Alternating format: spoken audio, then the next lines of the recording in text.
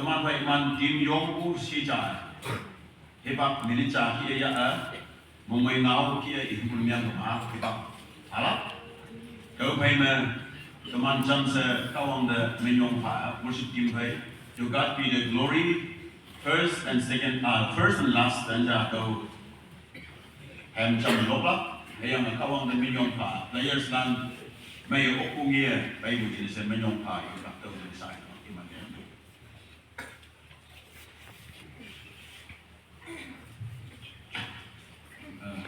今天是我们的不少经文吧，那个网络，你们吧，人把我样就不打不，banyak Kristen orang bilang mulan dalam lagi,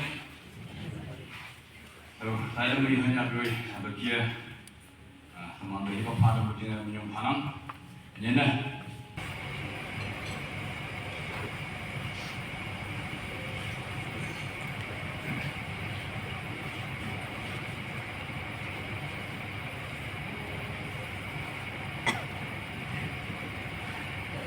Teman Mon District Football Association on winning of 24th Ender District Dr. T. Out Trophy 2025. Main of the kawang dan gol, kawang dan minyak banyak kawang. Yang hem luda lin. To God be the glory. Atau standard up yang lin. Logiana iman cina panafar kawang dan minyak banyak. Bye.